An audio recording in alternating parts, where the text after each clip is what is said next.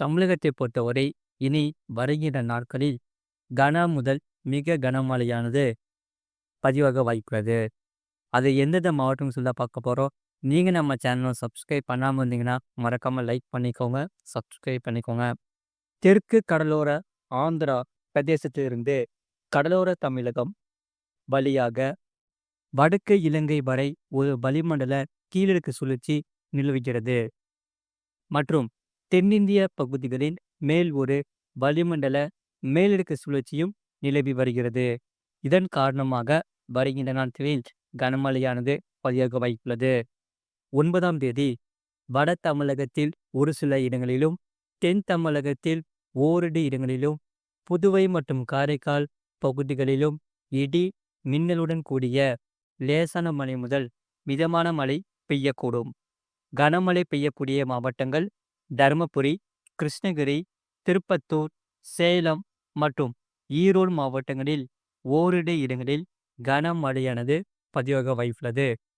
மற்றும் 10ஆம் தேதி முதல் 14ஆம் தேதி வரை தமிழகத்தில் ஓரிரு இடங்களிலும், புதுவை மற்றும் காரைக்கால் பகுதிகளிலும் லேசான மழை முதல் மிதமான மழை பெய்யக்கூடும்.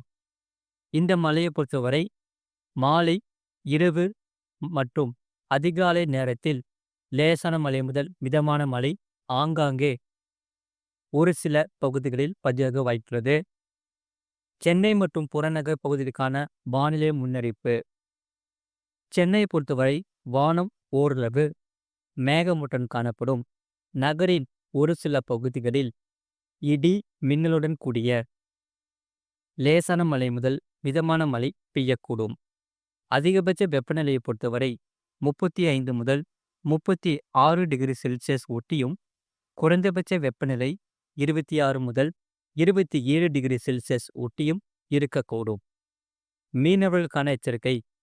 தமிழக கடலோர பகுதிகளில் வருகிற 12ஆம் தேதி வரை தென் தமிழக கடலோர பகுதிகள், மன்னார் வளைகுடா மற்றும் அதனை ஒட்டிய குமரிக்கடல் பகுதிகளில் சூறாவளி காற்று மணிக்கு 35 முதல் 45 கிலோமீட்டர் வேகத்திலும், இடையிடையே 55 கிலோமீட்டர் வேகத்திலும் வீசக்கூடும். அடுத்ததாக வங்கக்கடல் பகுதிகளில் 9ஆம் தேதி முதல் 10ஆம் தேதி வரை தென்மேற்கு வங்கக்கடலின் ஒரு சில பகுதிகளில் சூறாவளி காற்று மணிக்கு 35 முதல் 45 கிலோமீட்டர் வேகத்திலும், இடையிடையே 55 கிலோமீட்டர் வேகத்திலும் வீசக்கூடும். 11ஆம் தேதி முதல் 12ஆம் தேதி வரை தென்மேற்கு வங்கக்கடலில் ஒரு சில பகுதிகள் மற்றும் அந்தமான் கடல் பகுதிகளில் சூறாவளி காற்று மணிக்கு 35 முதல் 45 கிலோமீட்டர் வேகத்திலும், இடையிடையே 55 கிலோமீட்டர் வேகத்திலும் வீசக்கூடும். அடுத்ததாக அரபிக்கடல் பகுதிகளில் 10ஆம் தேதி வரை மத்திய மேற்கு, தென்மேற்கு மற்றும் வடமேற்கு அரபிக்கடலின் ஒரு சில பகுதிகளில் சூறாவளி காற்று மணிக்கு 45 முதல் 55 கிலோமீட்டர் வேகத்திலும், இடையிடையே 65 கிலோமீட்டர் வேகத்திலும் வீசக்கூடும். 11ஆம் தேதி தென்மேற்கு மற்றும் வடமேற்கு அரபிக்கடலின் ஒரு சில பகுதிகளில் சூறாவளி காற்று மணிக்கு 45 முதல் 55 கிலோமீட்டர் வேகத்திலும், இடையிடையே 65 கிலோமீட்டர் வேகத்திலும் வீசக்கூடும். 12ஆம் தேதியன்று மத்திய மேற்கு, தென்மேற்கு மற்றும் வடமேற்கு அரபிக்கடலின் ஒரு சில பகுதிகளில் சூறாவளி காற்று மணிக்கு 45 முதல் 55 கிலோமீட்டர் வேகத்திலும், இடையிடையே 65 கிலோமீட்டர் வேகத்திலும் வீசக்கூடும்.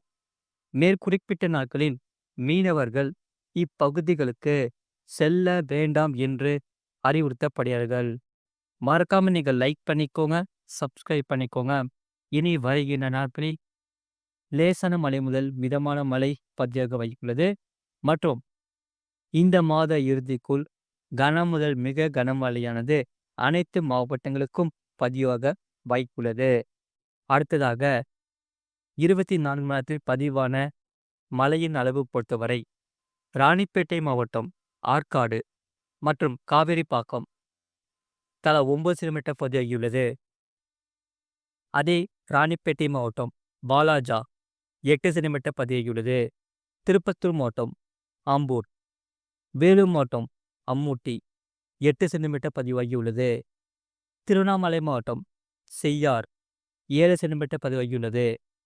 வேலூர் மாவட்டம் காட்பாடி, திருவள்ளூர் மாவட்டம் பள்ளிப்பட்டு, ராணிப்பேட்டை மாவட்டம் பாலாறு அணைக்கட்டு, திருவண்ணாமலை மாவட்டம் வெம்பாக்கம் தலா 6 சென்டிமீட்டர் பதிவாகியுள்ளது.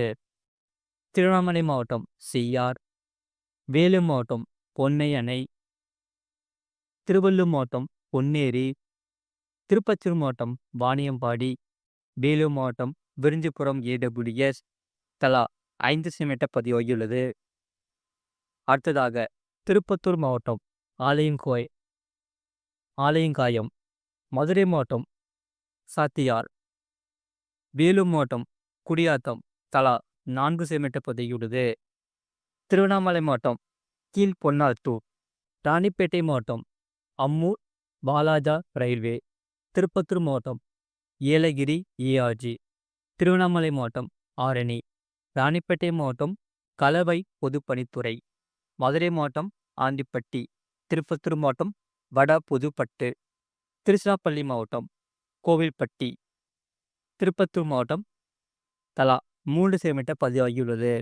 மற்றும் திண்டுக்கல் மாவட்டம் நத்தம், ராணிப்பேட்டை மாவட்டம் பணப்பாக்கம், செங்கல்பட்டு மாவட்டம் திருக்கழுக்குன்றம், விழுப்புரம் மாவட்டம் செம்மேடு, ராணிப்பேட்டை மாவட்டம் மின்னல், திருவண்ணாமலை மாவட்டம் செங்கம், திருவள்ளூர் மாவட்டம் ஆர்கேபேட்டை, மதுரை மாவட்டம் புலிப்பட்டி தலா 2 சென்டிமீட்டர் பதிவாகியுள்ளது.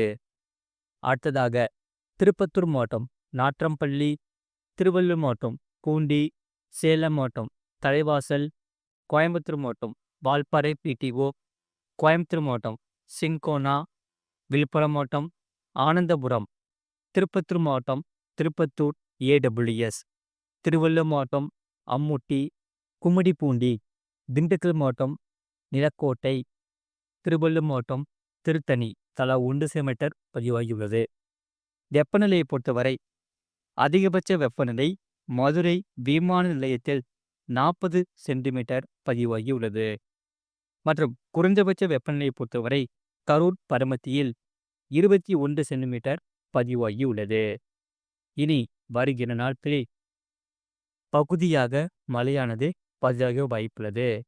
குறிப்பாக நள்ளிரவு நேரத்தில் மழையானது பதிவாக வாய்ப்புள்ளது. மறக்காமல் நீங்கள் லைக் பண்ணிக்கோங்க, சப்ஸ்கிரைப் பண்ணிக்கோங்க, மற்றவர்களுக்கு தெரியப்படுத்தவும் ஷேர் பண்ணிக்கோங்க.